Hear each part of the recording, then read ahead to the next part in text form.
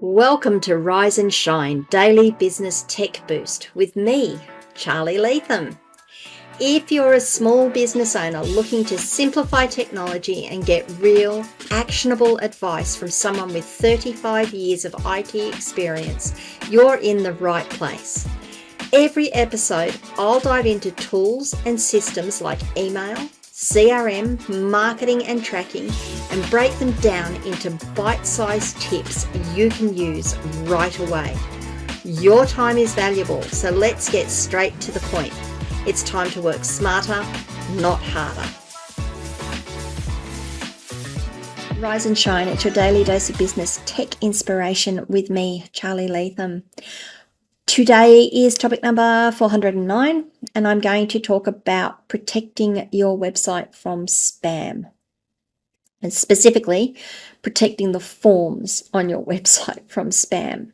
Where are forms used on your website? I'm going to start with that. Forms are anything that allow people, visitors to your website, to fill in fields and hit a send button to add data to your site. So a form could be a contact form, it could be an order form, it could be a survey, it could be a comment on a post. All of those things are forms, are done via forms. So they are an identifier on the site that puts up things that has fields in it that you can fill in and hit send, and it's all done. That's what forms are. Why do we get spam through them? That's a really good question. How do people do it? Why do people do it?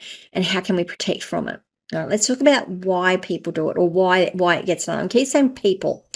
Most times, spam via contact forms or via forms on your site, I'm going to say most times, it's not done by a person. It's done by a bot. It is a process, a procedure that is kicked off that says go and crawl this site, find any identifier that shows us there's a form on this page and start filling it out. If you do a right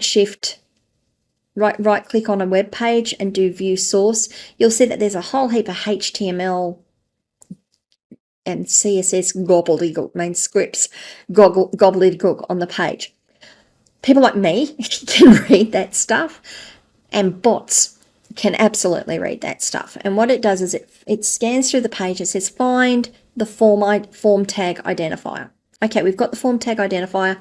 Now find all the fields in that form. It's easy enough to do because there's identifiers that tell us they're fields.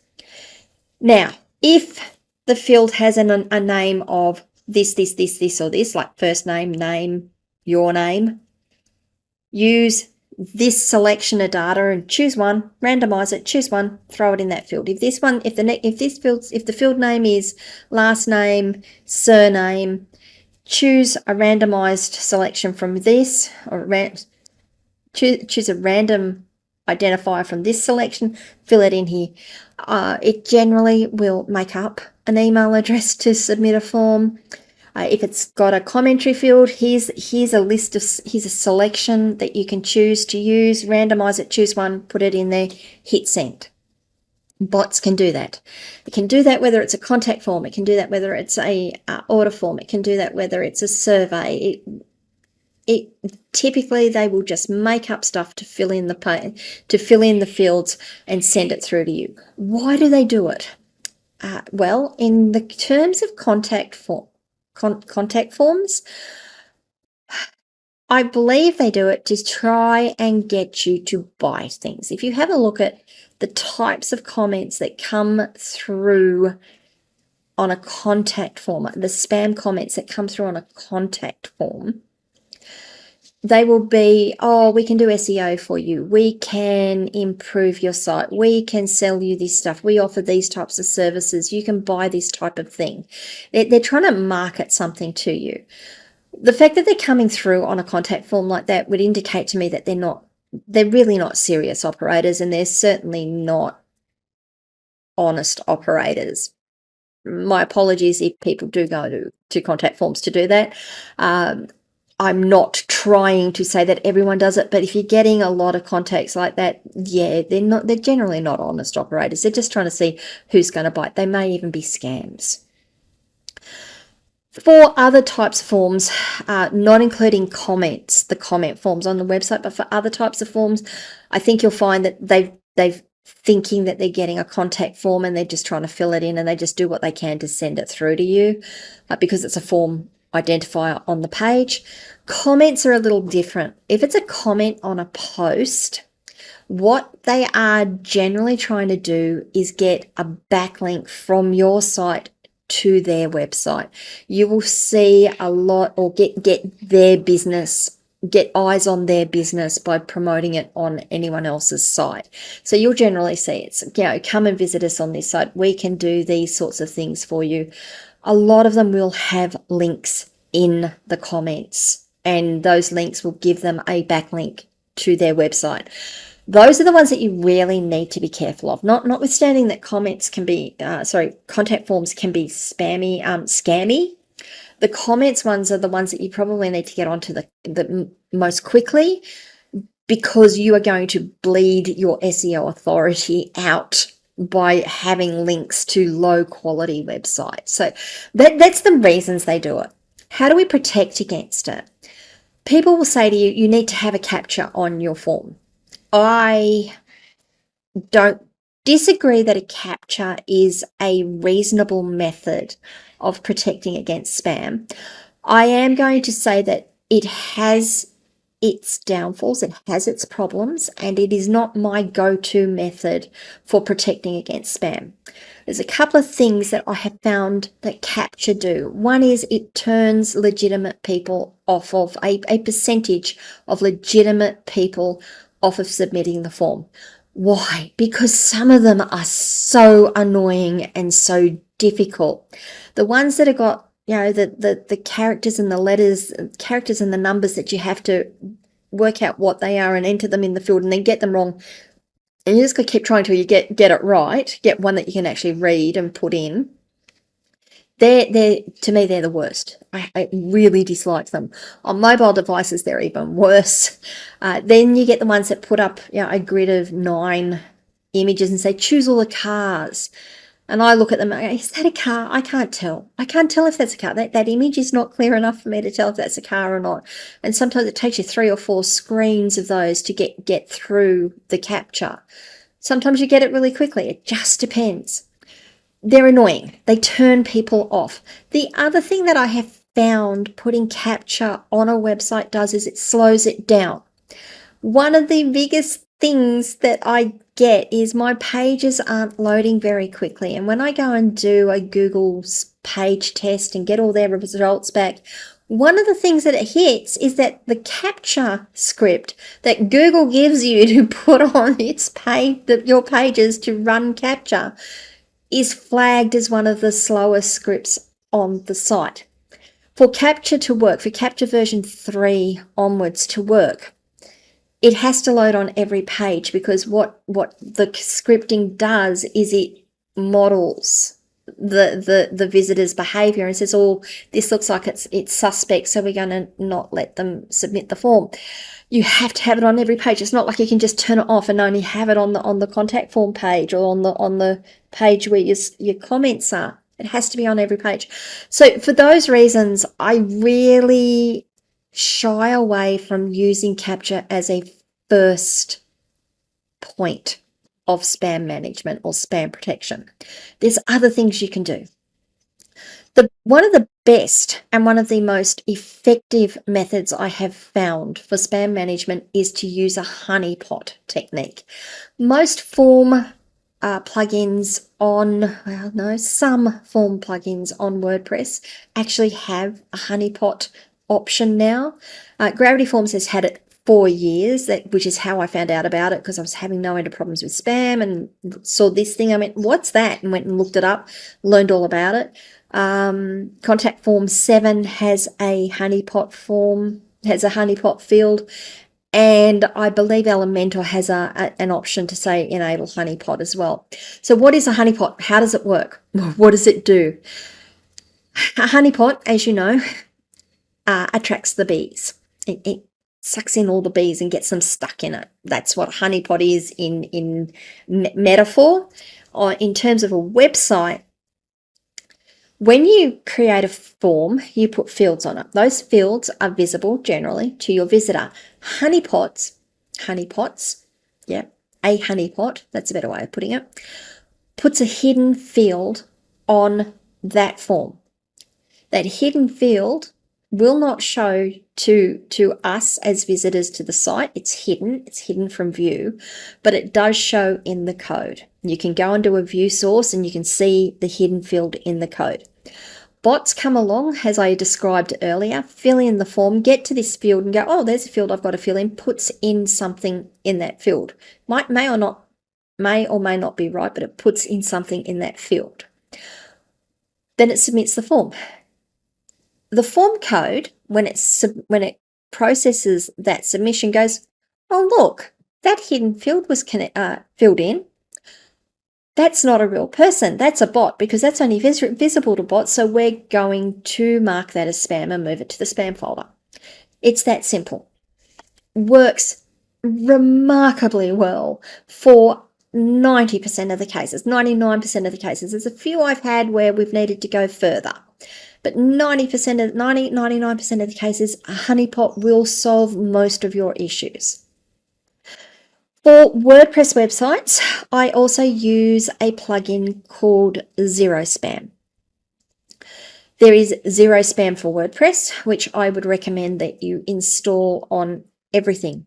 Every site you have, install and just take the default settings of Zero Spam. You're going to get an automatic kick up in protection just by doing it. If you want to go further and dig into all of the settings there, if you want to go pro, by all means do that, but take the free plugin, install it and say use default settings. There's also Zero Spam for contact form, which you need the Zero Spam for WordPress. You put Zero Spam for contact form on and it will bolster it. You'll actually use, contact form, Gravity Forms. It will bolster Zero Spam for WordPress and apply it to the Gravity Forms. Forms is one for Contact Form 7 as well. There's a couple of other add-ons, like that for other types of forms. If you're running something else, have a look, see if that's available, put it on, use the immediate benefit that you're going to get from it. With contact forms, with Zero Spam, goodness gracious, with Zero Spam for WordPress, there's also an additional method that requires you to do a couple of extra little bits and pieces or a couple of extra steps that are well worth doing. It's called the David Walsh Method. When you go into the settings on Zero Spam for WordPress, there's a menu option that says David Walsh Method. It gives you an idea of what it is, and then across on the right hand side there's a field that says class identifier, or the class that is applied to the form. When you are building your forms, whether you're using Elementor, whether you're using Contact Form, whether you're using Contact Form 7, whether you're using Gravity Forms, whether you're actually just using a form builder, like you're manually coding the form on your page, a developer has manually configured a form for the page, you can put a class in that identifies the form. Form class equals whatever. That's a unique identifier. It should be a unique identifier for forms in general or each form. You can have one for each form, or you can have one that covers all forms. Whatever that identifier is, you put it into that field in Zero Spam for WordPress under David Walsh Method and hit save, and it adds another couple of layers of checking and protection to your form. I had a client that was just getting hammered, that something had gone wrong. Their site had been put out onto some very low reputation sites, and they were picking up all the bots and all the bad actors coming to their site and trying to fill in their form. They were getting several tens of emails a day from their contact forms that were just spam. They were missing all of their valid ones because they were getting so much spam. I got it down using the first lot of techniques that I just described. Then I went and applied the David Walsh method and everything else stopped. It was amazing. So there's some ways to protect your forms from spammers. It's really important that you do. It's not just that it's annoying that the spams are coming in, that they're coming through your website and coming into your email. If you've got that much traffic coming to your site to fill in the forms and sending you that much spam, it's going to affect the performance on your site. Once you start to get these things marked as spam, they do tend to drop off. They do tend to stop responding and stop attacking the site. There are other things you can do, like stopping bots on the site. I'll cover that in another video, in another episode later. But take these really, really simple steps to protect your forms from spam. Use a honeypot method. Check to see if your form builder has a honeypot method. If it doesn't, see what you might need to do that. Project Honeypot is a really good place to go and have a look at some of this stuff. It's a little technical to look at, but they've got some interesting stuff on there. I'll put the link for Project Honeypot in the show notes. Install and configure at least the default configuration for zero spam for WordPress. If you've got other form builders on the site, see if there is a zero spam add-on for that or extension for that, and enable the David Walsh method and put an identifier on each of your forms and use that identifier in the David Walsh method of zero spam for WordPress. You're going to solve a lot of your problems right there and then. All right, if you need help, by the way, I'm your girl, I'm your lady, I'm your woman, whichever way you want to say that. This is what I do for a living. I am happy to have a chat to people and see how I can help you out, see if I can be of assistance, even just give you some advice. The best place to get hold of me to do that sort of thing is in my locals community, askcharlyleetham.locals.com. It's not just for me, it is for business owners who want to talk about these sorts of things, see what other people are doing, see what other people have achieved and have found ways around doing things. I'm there. I'm happy and I love having conversations with people and sharing the wealth of knowledge that I have, and seeing if you guys can help yourselves before you need someone else to help you. But if you do need someone else to help you, give me a call. Send me a DM on any of our social media channels. Go to my website and fill in a request form. I'd love to hear from you. What do you guys think though? Give me some ideas of whether this was useful for you, whether you've got questions on anything I've said. Leave comments wherever you are watching or listening to this video. If it's been of benefit, if you've got something out of it, I'd love it if you could give it a like. It helps the content go further. If you haven't already, subscribe to the channel, ring the notification bell, and I will see you guys all tomorrow for the next topic. Bye.